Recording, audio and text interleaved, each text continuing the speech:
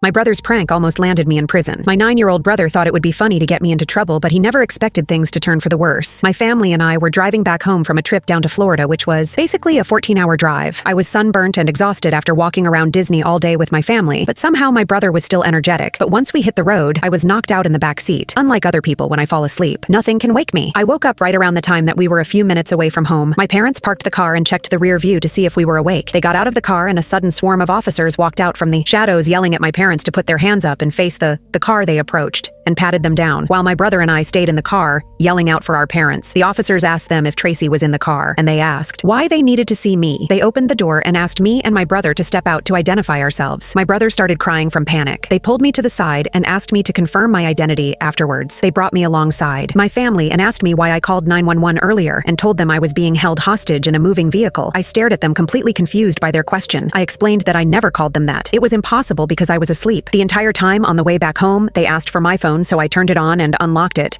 handing it over so that they could check the call and text log. They showed me the calls to 911 and the missed no-caller ID calls that were made by the police to try to contact me. They pulled up the messages I had apparently sent while I was asleep. My hand started shaking. Finding the entire thing impossible out of shock, I stopped answering their questions, leaving them no choice but to handcuff me while they were loading me up into the back of the cop car. My mom blurted out that we had a camera inside the car that would show that I was asleep the entire time. The police asked me to wait in the vehicle while they reviewed the footage there. They saw that my younger brother had taken my phone while I was asleep and used it for a couple of hours until it died. They noticed that he was on the phone twice, which was around the time that 911 received calls and messages. They turned their attention to my younger brother, asking him why he contacted the police for a kidnapping. He immediately screamed out that it was just a prank, how he heard about it from the older kids at school. He apologized over and over. One of the officers reached out to apprehend him, but he ran off towards the back of our yard, crying and begging them not to hurt him. After a couple of minutes, the cops that chased after him came back to the cop car and swapped us out. My brother sat in the car, kicking and screaming that he was just a kid, and to take me instead. They apologized to me and escorted me back to my parents. Out of worry, my mom asked if she could come along and sit with my brother all the way to the precinct. They apologized and said that it wasn't allowed. However, she was free to follow them there. They also explained to the parents how they still had to take him in